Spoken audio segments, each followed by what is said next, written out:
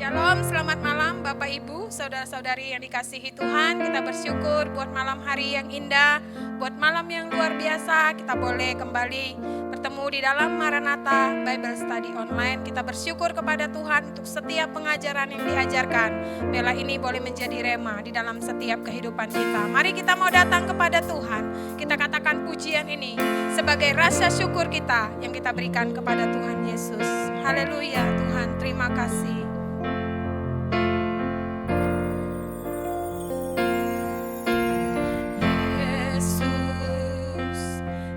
Sungguh baik, Yesus, namamu indah, Yesus, ku cinta kau selalu, ku tinggikan, ku agungkan selamanya.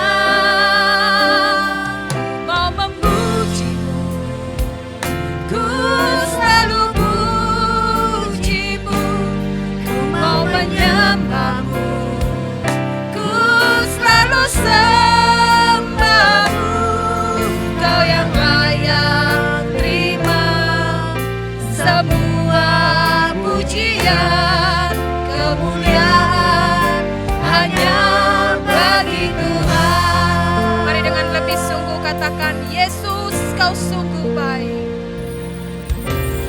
Yesus kau sungguh baik, Yesus namamu indah, Yesus cinta kau selalu, ku tinggikan, ku agungkan selamanya. Ku mau memujimu, ku selalu pujimu, ku mau menyembahmu, ku selalu sembahmu.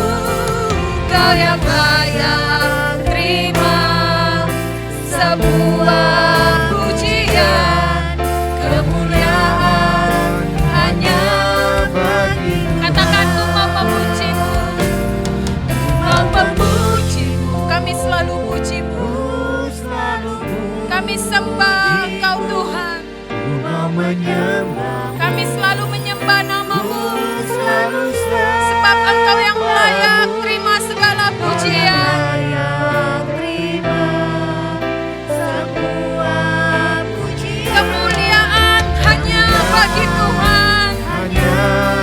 Bagi Tuhan, mari dengan lebih sungguh lagi katakan kepada Tuhan Yesus, ku mau memujimu, ku selalu pujimu, ku mau menyembahmu, ku selalu sembahmu. Kau yang layak terima sebuah pujian, kemuliaan hanya bagi Tuhan. Sekali lagi kami mau memujimu, kami mau menyembahmu, selalu pujimu, ku mau menyembahmu, ku selalu sembahmu. Kau yang layak terima sebuah pujian, kemuliaan hanya bagi Tuhan. Kau yang layak terima sebuah pujian, kemuliaan hanya bagi Tuhan. Kau yang layak terima sebuah pujian, kemuliaan hanya bagi Tuhan.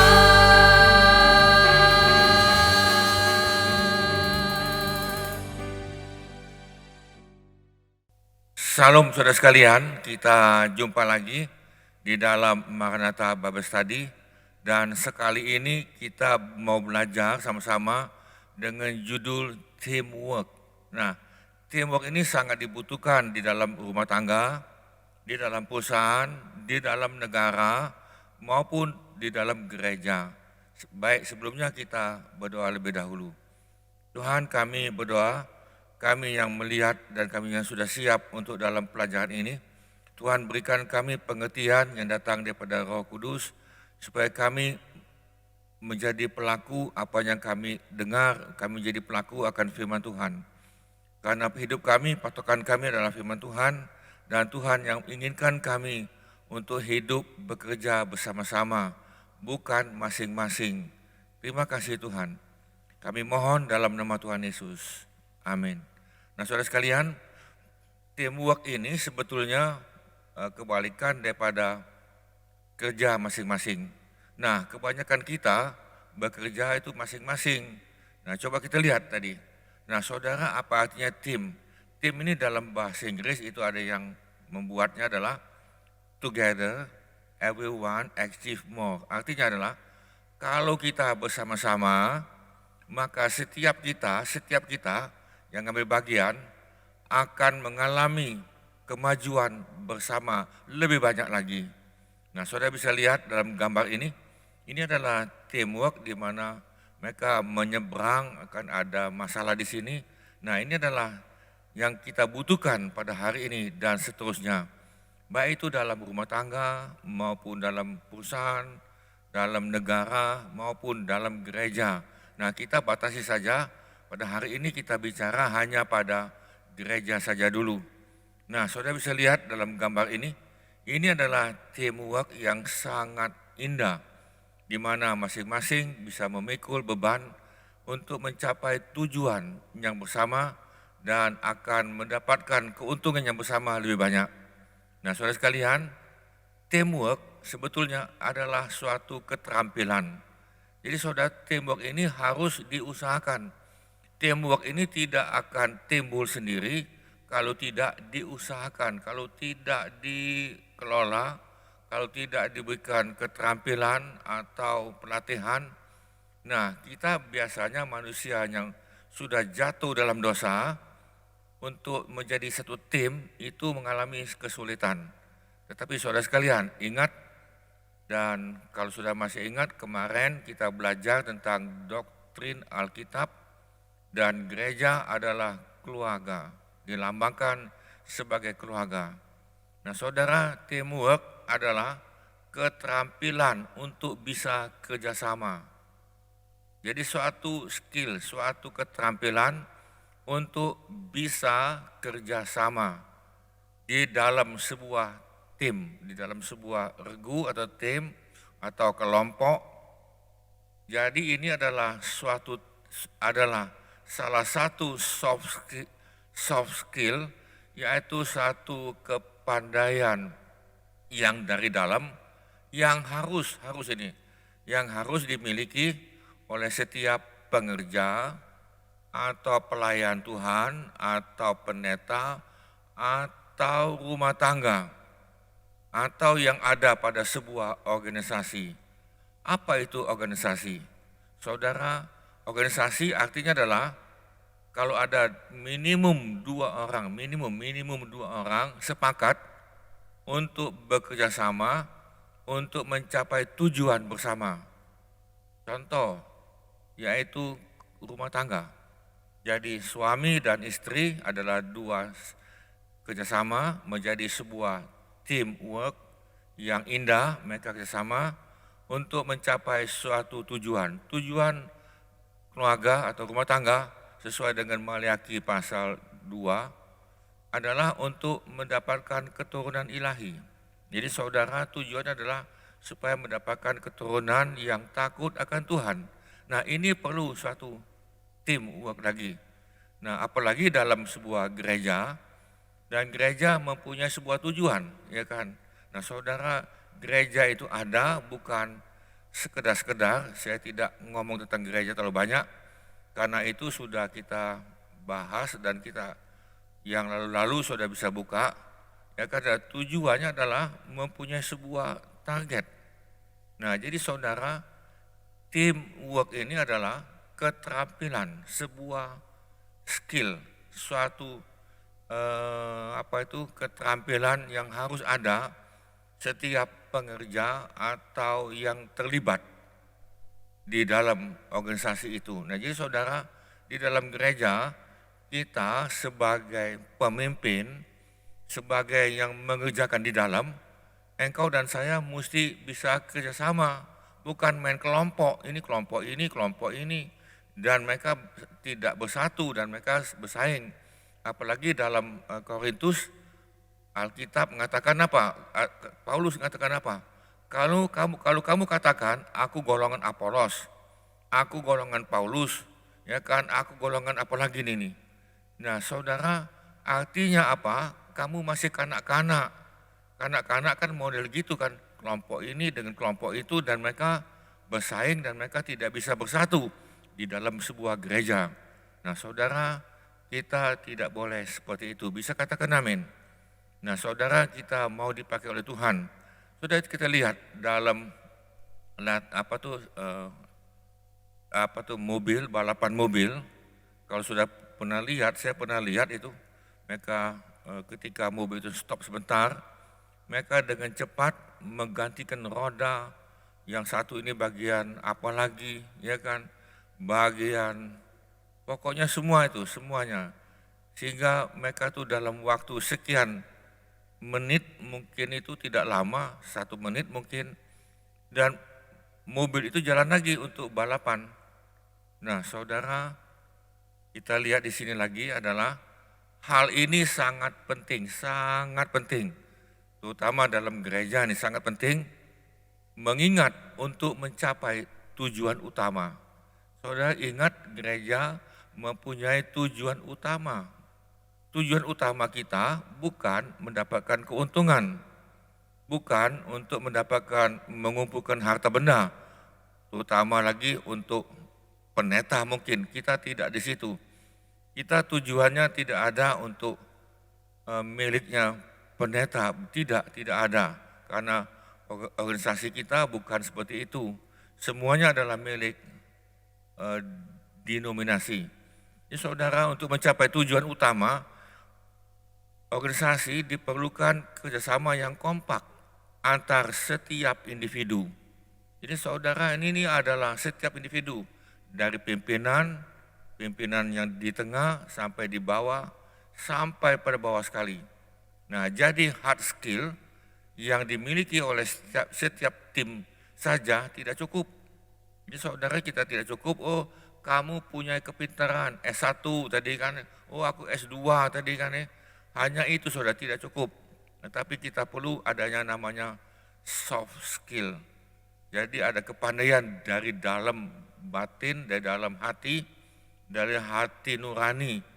Nah saudara, ini untuk mencapai tujuan utama organisasi itu. Ingat, gereja adalah sebuah organisasi. Rumah tangga adalah sebuah organisasi. Dan negara pun adalah sebuah organisasi. Sebuah perusahaan adalah sebuah organisasi. Nah, saudara, kita lanjut berikut. Kemampuan setiap individu, saudara perhatikan ini. Setiap individu, setiap personal, setiap orang untuk bisa berkomunikasi. Ya saudara, jangan diam-diam. Kan kalau ditanya baru ngomong ini kan. Ya kan, kalau tidak ditanya dia diam-diam.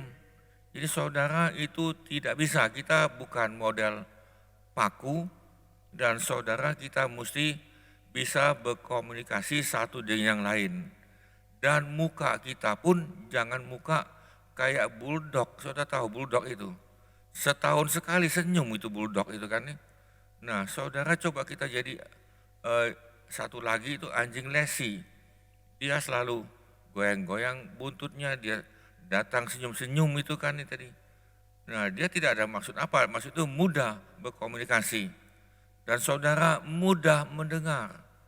Ya kan, engkau mesti mudah mendengar dan mudah melakukan pelayanan atau pekerjaan secara lebih teratur dan juga terorganisasi. Saudara begini, dalam gereja mereka kadang-kadang ada yang datang itu terlambat, padahal sudah ditetapkan jam sekian mesti datang, tetapi mereka terlambat dengan catatan, aku terlambat tidak apa-apa, karena gereja penuh dengan kasih. Jadi aku tidak masuk pun ada kasih. Jadi tadi, ya saudara bukan begitu nih, bukan. Kita bukan oleh karena kasih, ya kan lalu saudara sekedap-kedap perut, oh tidak bisa ini. Dan kita tentunya mempunyai SOP atau tata tertib. Nah saudara sekalian kita lihat gambar nih. Nah gambar ini adalah kita tunjukkan adalah sebuah organisasi di mana ada seorang pemimpin. Nah kita lihat pemimpin itu bajunya kebetulan memang diwarnai karena kami juga boleh ngutip, diwarnai dengan baju biru. Dia menarik dengan sebuah gerobak dengan sebuah tujuan. Nah saudara, dia tidak bisa sendirian, lalu ada yang mau nolong ini nih. Ya kan dia nolong. Lalu kalau lihat yang nolong ini pakai baju biru muda. Pertanyaan saya, yang model ini memang betul-betul menolong? Ya kan? Jangan-jangan kalau engkau lihat dia ini hanya bergaya saja, bergaya. Aku ikut melayani ini nih. Aku melayani. Cuma hanya gaya saja melayani. Supaya dilihat orang bahwa dia melayani ini nih. Nah lalu ada satu lagi nih yang ikut, yang baju hijau. Ya kan baju hijau tuh dia duduk di atas gerobak itu. Ya kan, dan dia ngoceh ini, ngoceh itu ini tadi kan. Nah saudara dia menjadi seorang komentator dalam gereja. Oh ini salah, itu benar ini. Wah ujung-ujungnya semuanya salah. Ya kan, terutama Pak Pendeta yang salah ini. Nah saudara, dia menjadi komentator. Apakah ini namanya seorang individu dalam teamwork? Saudara kita lihat lagi di sini, ada yang baju merah. Baju merah ini nih kakinya itu di atas roda itu. Ya kan, ini karena kita tidak pakai video, saudara dia di atas roda. Ketika rodanya naik, dia naik, rodanya turun, dia turun. Kapan ditanya, ngapain? Aku melayani, ya kan? Aku melayani Tuhan loh ini kan aku melayani Tuhan ini. Nah lalu saudara, yang parah lagi yang di belakang sekali itu. Lalu ikutlah satu pengerja atau individu yang baju coklat, dia di belakang. Ya kan saudara lihat, dia bukan untuk menolong, tetapi dia penghambat ini nih. Nah dia penghambat, saudara, dia coba ngerem itu. Gereja ini jangan maju ya kan, aku coba sabotase ini nih. Ya kan, dia coba ini nih. Diakal-akali bagaimana tadi supaya jangan maju ini nih. Nah saudara, ini yang namanya teamwork, ini yang namanya kerjasama. Nah saudara kita lihat lagi yang lain ini. Ya kan, nah kalau ini terjadi saudara, saya mohon maaf dulu, pemimpin mesti tegas. Jadi kalau engkau jadi pemimpin, engkau mesti tegas. Yang model ini saudara mesti dikeluarkan. Ya kan, dikeluarkan dengan tidak hormat itu kalau perlu dengan dipecat itu karena gereja penuh dengan kasih. Sudahlah saudara ngomongnya agak sopan lah, ya kan. Sudahlah kamu buat surat pengunduran lah, sudahlah ya kan. Sudahlah nanti kontrak kamu tidak usah diperpanjang. Oh iya. Itu kan lebih halus kan, lebih enak kan itu tadi daripada ada surat pemecatan. Ya, saudara kita lihat. Nah ini yang lain ini nih. Nah ini ada sebuah organisasi di mana mereka sama-sama ya kan dengan derapan yang sama, dengan teratur, terkoordinir, terorganisasi dan rapi. Saudara bisa lihat itu. Majunya sama-sama, ya kan. Kalau saudara pernah lihat yang dayung sampan, ya kan, macam di Palembang ini karena setiap tanggal 17 itu ada perlombaan bidar, yaitu perahu. Nah mereka ini nih bukannya masing-masing ngayu, enggak. Jadi sama-sama ada yang sebelah kanan, ya kan, ada yang sebelah kiri dan ada yang komandannya. 1, 2, 1, 2, 1, 2, terus maju 1, 2 ini kan. Nah dia memberikan semangat. Nah ketika ini teamwork tadi itu kerjasama, satu yang lain, maka saudara gereja itu dengan mudah akan mencapai tujuannya. Gereja itu akan memperbanyak sekolah minggu anak-anak, bukan dihambat itu. Mereka akan mencapai banyak kaum muda, bukan disabotase. Aku diem ya kan, aku ngambek ini kan saudara, coba dia menghambat dan lain.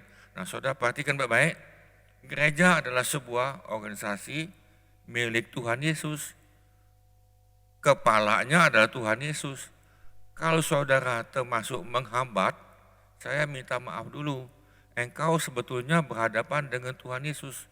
Engkau berani menghadapi, melawan, menentang Tuhan, bahkan engkau tidak segan-segan yang sudah diselamatkan itu untuk dia keluar dari gereja, untuk dia keluar daripada keselamatan. Nah saudara, kita jangan model itu, bisa katakan amin. Nah kita maunya jalan bersama-sama. Ya kan, coba kita dalam gereja maupun dalam rumah tangga, suami istri kerjasama, demikian juga dengan anak-anak, dengan menantu, dengan mertua. Nah saudara, saya mesti ngomong agak kasar sedikit, ada 7 jenis orang yang saudara harus disingkirkan kalau engkau mau maju. Nah saudara, kita bukan kejam, karena kita mesti menyingkirkan, kecuali model Yudas Iskariot, dia menjadi pengkhianat, itu lain lagi. Dia menyingkirkan dirinya, itu lain, itu beda.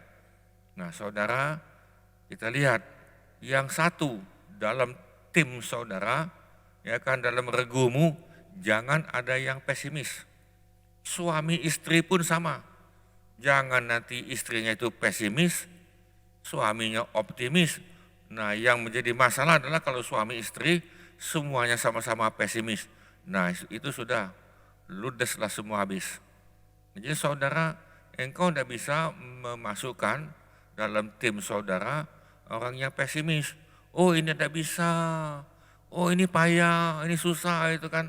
Ini ada COVID, nanti keluar sedikit, aduh tidak bisa ini kan. Dia selalu pesimis, jangankan COVID. Sebelum COVID pun dia sudah koid. Yang kedua, iri hati, cemburuan. Dalam rumah tangga juga tidak bisa, dalam gereja juga tidak bisa.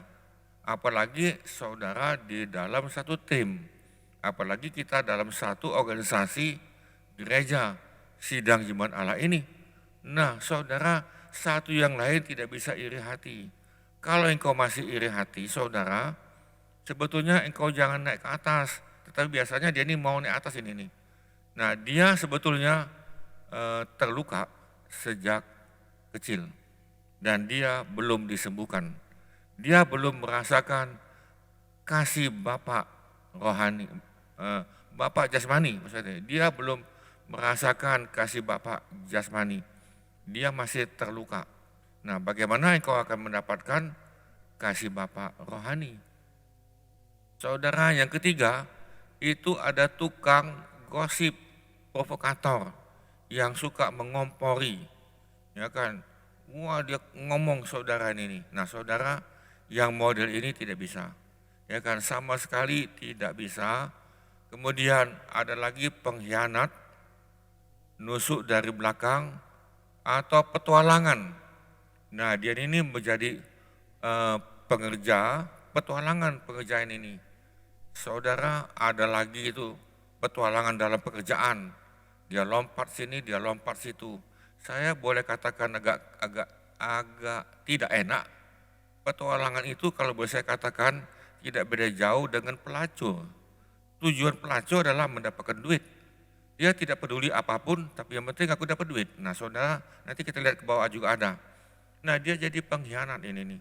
Dia nusuk dari belakang, ya kan, kelihatannya itu bagus, ya kan, kelihatan itu melayani, kelihatan itu bagus. Nah tapi saudara, Tuhan tahu ini semua. Kita manusia tidak tahu, tetapi nantinya tahu. Saudara, nanti waktu dalam pelayananmu akan terbukti dan terbongkar siapakah Anda sebetulnya. Nah yang kelima, itu adalah egois. Dia tidak mau berubah, ya kan? Dia tidak mau berubah. Pokoknya inilah aku, ya kan?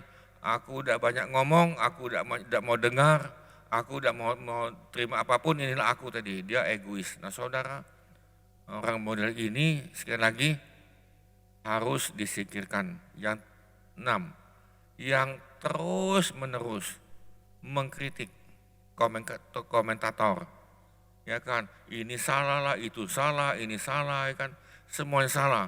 Dan dia menjadi pembual, ya kan, tukang ngomong saja itu. Aku bisa begini, ya kan. Nah saudara, nah ini engkau mungkin tidak tahu siapakah dia ini, tetapi kalau engkau dekati pelan-pelan dan engkau mesti tahu. Nah saudara, bagaimana supaya kita tahu mereka ini nih? Gampang itu, berikan dia kedudukan, berikan dia suatu jabatan, berikan dia sebuah tugas dan tanggung jawab. Nah ketika dia memiliki tugas, dia memiliki jabatan dan tanggung jawab, yang 6 ini akan keluar, yang 7 ini pun keluar. Dia mata duitan, akan keluar semua ini. Jadi saudara, kalau kita tidak dekati, kita tidak tahu, karena kelihatan dari jauh, semuanya bagus, ya kan? Oh bagus, ya kan ini, ya kan bagus ini dari luar bagus. Tetapi ketika engkau lihat ke dalam, sama aja begini. Itu rumput tetangga lebih hijau, bagus itu. Memang betul lebih hijau, lebih bagus karena engkau lihat dari jauh. Tetapi ketika engkau lihat lebih dekat kepada rumput tetanggamu tadi, saudara, tidak beda jauh dengan rumputmu, ya kan, semuanya itu ada lubang lah, ada semut. Nah ketika engkau ada di tetangga di situ, lalu engkau lihat kebunmu, engkau akan lihat dari jauh, loh bagus ya, kebun aku ternyata lebih indah, lebih hijau, lebih bagus. Nah jadi saudara, model ini saudara, kita mesti hati-hati. Nah jadi saudara sekalian, ada 7 jenis orang yang harus engkau singkirkan. Saya ngomong ini agak kasar sedikit, ya kan, saya ngomong kasar banyak, tidak banyak, hanya sedikit aja, tidak apa-apa, itu kan boleh kan, amin.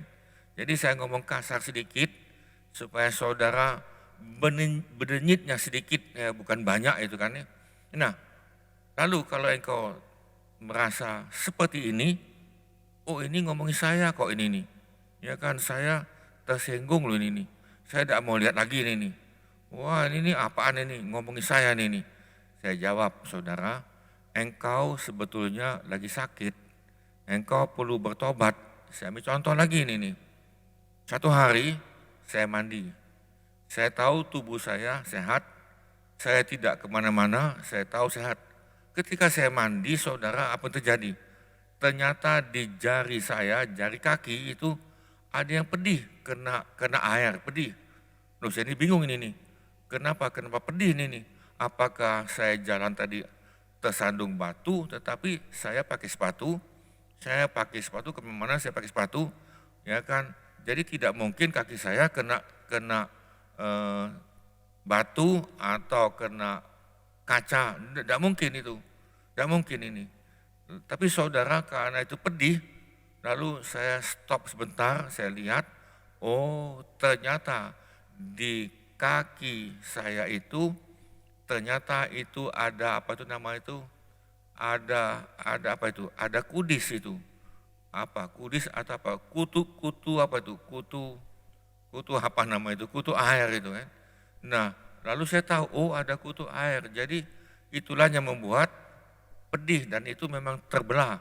Saya tidak tahu bahwa itu adanya kutu air karena saya pakai kaos kaki, pakai sepatu, dan kemanapun saya pergi saya tetap pakai sepatu. Nah saudara, ternyata ya kan itu lembab dan ternyata itu luka. Nah jadi saudara sekalian, kalau saudara mendapatkan firman Tuhan atau pengajaran, luka saat ini, aduh ini kena saya, artinya saudara engkau terluka, amin.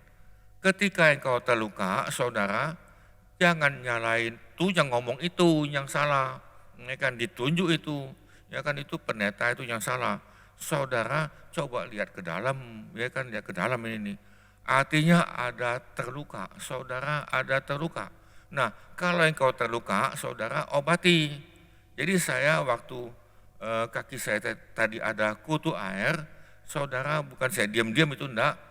Saya cari obat, ya kan, lalu saya kasih salep, pelan-pelan itu hilang. Lalu ketika saya mandi lagi, kaki saya berendam itu kan nih, itu tidak pedih lagi. Nah, saudara, kalau ada di atas saudara pada hari ini nih, yang lihat ini, kebetulan yang lihat, ada 7 jenis ini saudara, saran kami adalah engkau perlu bertobat. Engkau perlu minta ampun pada Tuhan dan engkau berubah. Tuhan sayang sama saudara, Dia mau pakai engkau. Dia mau pakai saudara untuk mencapai sebuah tujuan, sebuah gereja. Tuhan ingin memakai engkau untuk mencapai sebuah tujuan di dalam sebuah gereja.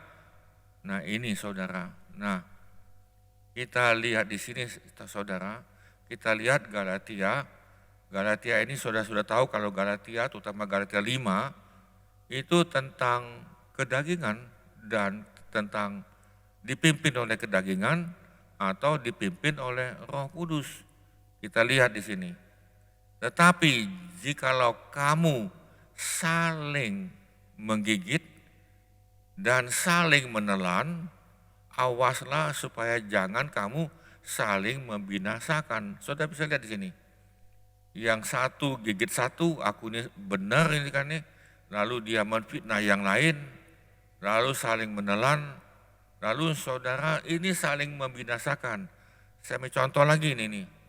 Saudara pernah lihat kepiting? Nah ketika saya masih SD, saya masih ingat itu, mama saya beli kepiting. Lalu kepiting tadi itu mama saya taruhkan ke dalam ember itu kan, dalam ember gini, ember tadi itu ya kan dalam ember kepitingnya bukan satu, ada beberapa kepiting, mungkin ada 10 kali itu, saya lupa, atau 8. Saudara lihat kepiting ini teori kepiting. Ketika ada kepiting itu naik di atas kepiting yang lain, saudara, dia sudah naik ini nih. Dan tinggal satu langkah lagi, dia bisa keluar. Saudara tahu, datang kawan dia, dongkel dia supaya dia jatuh. Jadi mereka ini berebutan untuk saling keluar. Dan semuanya tidak bisa keluar. Akibatnya tidak bisa keluar. Nah saudara, ini yang namanya saling menggigit, saling menelan, dan Alkitab katakan dengan jelas, awas, ya kan kamu bisa saling membinasakan. Ya saudara, manusia bisa saling membunuh satu yang lain, entah itu orang Kristen atau bukan. Nah saudara, alangkah lucunya, lucu orang Kristen saling membinasakan. Padahal sama-sama mempunyai satu Bapa, sama-sama mempunyai satu Tuhan Yesus, sama-sama mempunyai satu Roh Kudus. Nah lalu saudara ini bingung enggak ini nih? Ya kan semua sama-sama mempunyai Tuhan Yesus, sama-sama mempunyai Roh Kudus ya kan. Dan bahkan sama-sama di dalam sebuah gereja lokal lagi, dalam sebuah denominasi lagi. Nah saudara, kalau ada yang saling menggigit dan saling menelan, ini saudara perhatikan. Nah kalau saya bisa ngomong agak panjang, hal ini saya alami dulu. Ya kan dulu, saya ngomong dengan singkat saja dulu ini. Kami adalah di dalam sebuah gereja lokal, gereja setempat, dan gereja ini kebetulan gereja Protestan, dan saya aktif di dalam gereja itu dari SMA sampai terus, dan akhirnya saya bisa diangkat, dipilih oleh jemaat. Jemaat memilih, ada pemilihan majelis. Saya selalu terpilih, dan saya selalu terpilih itu nomor 2 yang paling banyak angkanya. Terus ini kan sekian tahun ganti lagi majelis, ganti lagi. Saudara, apa yang terjadi? Di dalam rapat, dalam pertemuan, para majelis ini saudara saling gigit. Yang digigit itu siapa tuh? Pendeta, ya kan? mereka itu rame-rame untuk menjatuhkan pendetanya. Jadi saya ada di situ, ada dengan kawan saya, ada berdua. Kami berdua itu tidak sepakat dan tidak setuju untuk menjatuhkan pendeta kami. Tidak setuju untuk menjatuhkan pendeta kami dengan alasan apapun, tidak. Bahkan waktu kaum muda, saya pun pernah diajak oleh kaum muda yang lain, aktivis gereja, yuk kita, nah kebetulan kita dalam kota ini, gereja kami itu ada 5, gereja itu dalam kota ini. Saat ini sudah ada 7 atau 8 sidang atau gereja, tapi itu adalah gereja Protestan dan mereka mempunyai majelis. Nah saudara, waktu saya di pemuda itu diajak lagi oleh pemuda gereja kami, yuk kita pukul pendeta itu. Sama-sama satu denominasi, tetapi satu berbeda gereja setempat. Dia mau pukul itu, saya bilang saya tidak mau ikut, ya kan tadi. Ya kan, habis dia itu tuh buat ini, memalukan kita dalam denominasi ini malu ini karena pendeta itu. Saudara, yang dia mau pukul itu bukan satu pendeta, nanti sekian tahun pendeta lagi, yang lain lagi, mereka mau pukul, saya tidak mau. Nah, jadi saudara, akhirnya saudara, waktu kami pertemuan dengan ada 5 gereja ini, semua majelis mayoritas ini, semua majelis mayoritas tujuannya cuma satu, menjatuhkan pendeta, ya akan menghambat gereja itu supaya jangan cepat bertumbuh dan menjelekkan pendeta itu, dan gerejanya juga dijelekkan pendeta itu. Nah saudara, ini sama Galatia 5:15 ini, ya karena saudara, saya kebetulan, puji Tuhan, kebetulan ini kan, saya mempunyai sebuah integritas, saya tidak mau ikut dengan mereka dan kami tetap berjalan. Nah saudara sekalian, ini yang perlu kita jalankan. Galatia pasal 6 ayat 2, apa? Bertolong-tolonglah menanggung bebanmu. Kalau saudara kita lihat ada yang susah, tolong, ya kan? Ya kan, karena kita juga tidak tahu kapan kita perlu. Demikianlah kamu memenuhi hukum Kristus. Kemudian dilanjutkan lagi dengan 1 Tesalonika 5:11, karena itu nasihatilah seorang akan yang lain dan apa? Saling. Membangunlah kamu seperti yang memang kamu lakukan. Ya kan, dulu kita saling mendukung, dulu ini kan, dulu kita saling menolong, tapi itu sekarang saling gigit, bukan itu saudara. Tapi kita lakukan terus ini, saling menolong. Bisa katakan amin saudara sekalian.